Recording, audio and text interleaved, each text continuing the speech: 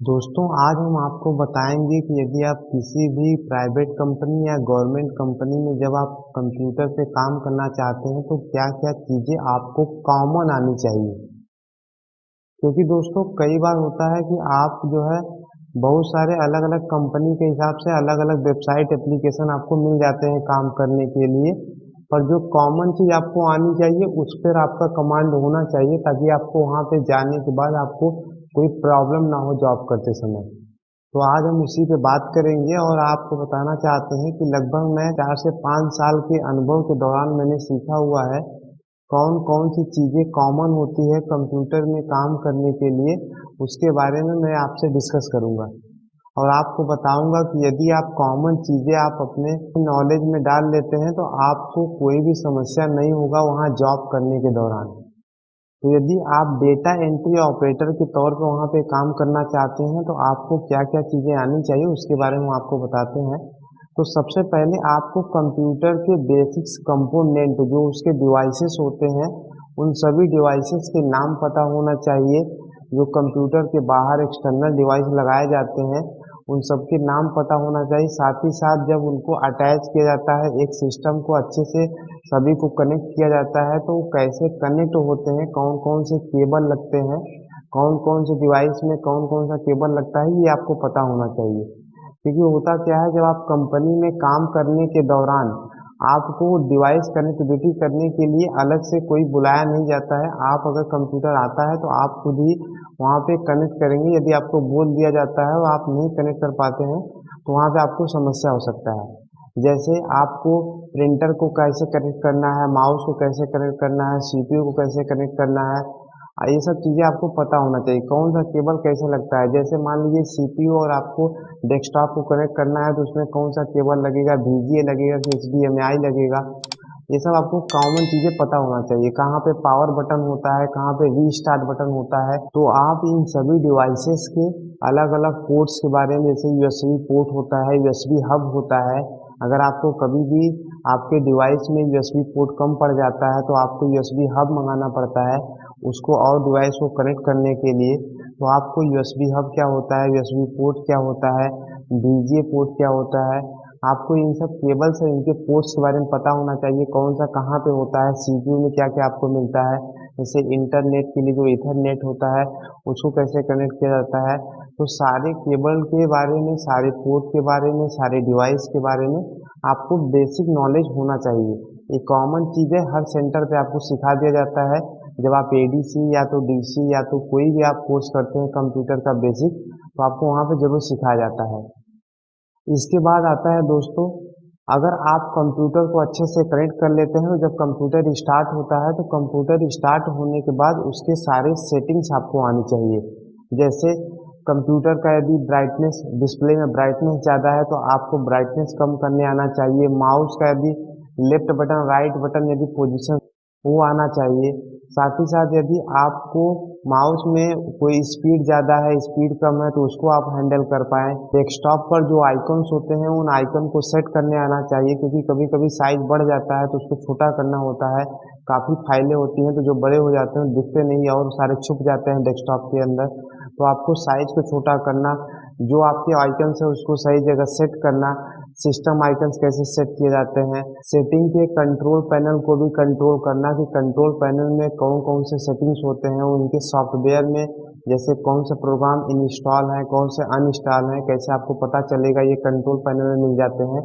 तो आपको कंप्यूटर के बेसिक सेटिंग्स जो आपको हमेशा आवश्यकता पड़ता है, जैसे माउस से संबंधित सेटिंग, डिस्प्ले से संबंधित सेटिंग, टाइम एंड डेट से संबंधित सेटिंग, ये सब सारे सेटिंग आपको कॉमन आना चाहिए। जो आइकन होते हैं, टाइम एंड डेट हो गया, सर्च से संबंधित, स्टार्ट बटन से संबंधित, साइज बड़ा हो गया डिस्प्ले का, छोटा हो गया उससे संबंधित, उसके रेजोल्यूशन जो होते हैं, साइज छोटा कैसे होगा, बड़ा कैसे होगा, इसको आप एडजस्ट करना है। ये सब कॉमन चीज़ें, इसको जरूर सीखिए, क्योंकि कभी कभी समस्याएं होती हैं तो आप किसी को बताएंगे नहीं, आपको खुद सॉल्व करना पड़ता है वहाँ पर। तो इन सब चीज़ों के बारे में आप ध्यान दीजिए। तो आप कंप्यूटर के बेसिक सेटिंग्स के बारे में जरूर सीख लीजिएगा। अब बात करते हैं दोस्तों, यदि आपको सेटिंग्स के बारे में आ गया, आपको डिवाइसेस कनेक्टिविटी के बारे में आ गया और आप डिवाइस कनेक्ट कर पा रहे हैं, सेटिंग को एडजस्ट कर पा रहे हैं, तो अब आपको सीखना है MS पेंट।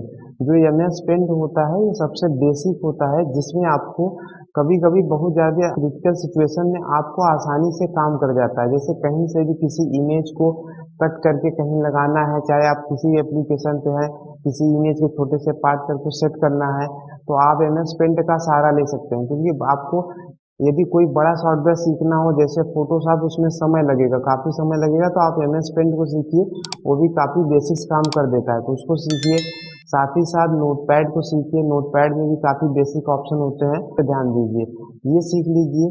अब बात करते हैं दोस्तों, यदि आपको MS पेंट और नोटपैड आ गया तो आप थोड़ा बहुत वर्डपैड के भी बारे में जानिए, वो भी आपको काफ़ी हेल्प करता है बेसिक्स कॉमन जो काम करने के लिए, जहाँ पे आपको आवश्यकता पड़ती है तो उसका सहारा आप ले सकते हैं।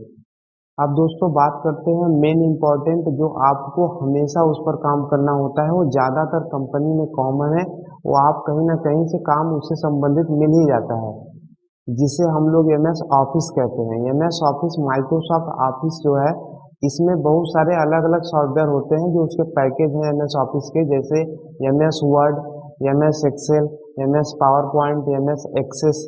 जैसे दोस्तों आपको MS वर्ड में, जब आप MS ऑफिस के MS वर्ड वाले पैकेज पे काम करेंगे, तो MS वर्ड में आपको बेसिक चीज़ें आनी चाहिए। जैसे सभी मेनू के आपके जो ऑप्शंस होते हैं वो कॉमन होते हैं, आपको सभी ऑप्शन आने चाहिए, क्योंकि कभी कभी जब आप MS वर्ड पे काम करेंगे तो कौन सा ऑप्शन का कहाँ पे इस्तेमाल करना है, यदि वो आएगा तो आप अच्छे से काम कर पाएंगे MS वर्ड से संबंधित। जब भी आपको कोई काम मिलेगा डॉक्यूमेंट से संबंधित, तो आप MS वर्ड में काम कर पाएंगे। अगला नंबर है दोस्तों एक्सेल। MS एक्सेल भी बहुत ही इंपॉर्टेंट होता है, क्योंकि जब कंपनी में आप काम करेंगे तो आपको कई सारे डेटा मैनेज करने पड़ते हैं, जिसके कोई सॉफ्टवेयर नहीं होते हैं, कोई वेबसाइट नहीं होता है, वो आपको अपने अनुसार अलग अलग फील्ड को क्रिएट करना पड़ता है। उस फील्ड को बना करके आप उसमें डेटा पर डे उस कंपनी से संबंधित फिल करते हैं। तो उसके लिए आपको सेल के बारे में अच्छे से जानकारी होनी चाहिए, कैसे उसके कॉलम एडजस्ट होते हैं, कैसे उसके रो एडजस्ट होते हैं, उसमें कौन कौन से फार्मूला लगते हैं। बहुत ज़्यादा एडवांस में नहीं, आपको बेसिक्स फार्मूला आना चाहिए, जैसे सम हो गया, इफ हो गया, इफ एंड हो गया, मैक्स हो गया, मिनिमम हो गया, वी लुकअप हो गया, एच लुकअप हो गया, काउंट हो गया, काउंट इफ हो गया। ये सब आपको कॉमन फार्मूला आना चाहिए, जो एक्सेल में आपको काम करने के दौरान बहुत सारी आपको हेल्प करता है। और उसके सभी मेनू के सभी ऑप्शन जरूर पढ़िएगा आप, ताकि आपको वहाँ पे काम करने में कौन सा ऑप्शन कहाँ से रिसीव करना है, कहाँ पे पुट करना है, तो आपको ये जानकारी होना चाहिए। अब बात करते हैं दोस्तों पावर पॉइंट। पावर पॉइंट भी MS ऑफिस का एक पैकेज है, क्योंकि जब भी आपको पावर पॉइंट से संबंधित कोई भी छोटा मोटा प्रोजेक्ट मिलता है, तो आप उसको अच्छे से प्रेजेंट करने के लिए पावर पॉइंट भी जरूर सीखिएगा। अब अगला बात करते हैं दोस्तों इंटरनेट। आपको इंटरनेट के बारे में जानकारी होना कॉमन चीज़ जरूरी है, क्योंकि होता क्या है, कभी कभी आपको इंटरनेट पे बहुत सारी चीज़ें सर्च करना होता है, ये तो आपको आता होगा, पर बहुत सारी फाइल को आपको कन्वर्ट करना पड़ता है। जैसे PDF को वर्ड में, वर्ड को PDF में, JPG को आपको PNG में, PNG को GIF में। तो आपको इंटरनेट के माध्यम से कोई भी फाइल को किसी भी फाइल में कन्वर्ट करना, उसके अलग अलग एक्सटेंशंस को बदलना। जैसे आप अगर बहुत सारे ज़्यादा, तो आपको मिलेगा वर्ड से PDF, PDF से वर्ड में, इसको आपको आना चाहिए। बाकी और भी चीज़ें आप कन्वर्ट कैसे किया जाता है उसको जरूर सीखिएगा। इसके अलावा किसी भी फाइल के साइज को रिड्यूस करना, जैसे PDF फाइल आपको मिल गया, उसमें कहा जा रहा है कि जो 500 KB का है उसको 200 KB तक कर दो, तो आपको इंटरनेट के माध्यम से ही इसको रिड्यूस करना है। आप इंटरनेट पे जाइएगा, वहाँ से सर्च करके आप जो है अलग अलग चीज़ें सीख करके रिड्यूस करना जरूर सीखिएगा फाइल को। अगला नंबर है दोस्तों ईमेल। आपको ईमेल के बारे में भी, कैसे ईमेल को क्रिएट किया जाता है, कैसे ईमेल को पे आप किसी को मैसेज करेंगे, कैसे रिप्लाई करेंगे, कैसे आप किसी फाइल को अटैच करेंगे, चाहे वो PDF फाइल हो, चाहे JPG फाइल हो, चाहे वीडियो फाइल हो, चाहे ऑडियो फाइल हो, आप कैसे किसी फाइल को कनेक्ट करेंगे, किसी को आप ईमेल के माध्यम से किसी दूसरे ईमेल पे मेल करेंगे, उसके जो फील्ड होते हैं, टू में किस ईमेल ID को डालना है, CC में किसको डालना है, BCC में किसको डालना है, आपको ईमेल का सारा स्ट्रक्चर, सेंड, ड्राफ्ट, ये सब आपको अच्छे से पता होना चाहिए, क्योंकि कंपनी में काम करने के दौरान आपको ईमेल पे भी काम दिया जाता है, जिसको आपको पहले से ही पता होना चाहिए, क्योंकि वहाँ पर आपको कोई सिखाएगा नहीं। तो ये बेसिक आपको ईमेल के बारे में भी जानकारी होनी चाहिए। दोस्तों अब लास्ट एंड फर्स्ट बताना चाहते हैं, आपको आना चाहिए टाइपिंग। टाइपिंग आपको हिंदी इंग्लिश दोनों आना चाहिए। आपको बहुत ज़्यादा अगर आप अच्छा टाइपिंग नहीं कर पाते हैं तो कोई बात नहीं है, कम से कम 15-20 वर्ड भी यदि आप प्रति मिनट कर पा रहे हैं इंग्लिश हिंदी, तब भी आप कॉमन है, चल जाएगा आपको अच्छे से जॉब कहीं पे भी जो है प्राइवेट कंपनी गवर्नमेंट कंपनी जैसे आप ट्राई करेंगे उसमें मिल जाता है। फिलहाल गवर्नमेंट के लिए 30 से 35 वर्ड डिमांड करता है, पर प्राइवेट में कोई ऐसा फिक्स नहीं है 30 से 35 वर्ड करना ही है। आप प्राइवेट में अगर 15 से 20 वर्ड भी कवर कर लेते हैं तो वहाँ काम करने के दौरान आपका स्पीड फास्ट हो जाएगा। उसके बाद जो है आपको ये सब सारी चीज़ें सीखने के बाद टाइपिंग जरूर सीखना है, क्योंकि आप टाइपिंग के बिहाफ पे भी बहुत लोगों को काम मिलता है। ये कॉमन चीज़ें हैं जो आपको हर कंपनी में आप लगिए, चाहे गवर्नमेंट चाहे प्राइवेट में, आपको इतना चीज़ें आनी चाहिए, क्योंकि ये सब चीज़ें लोगों को सिखाते नहीं हैं।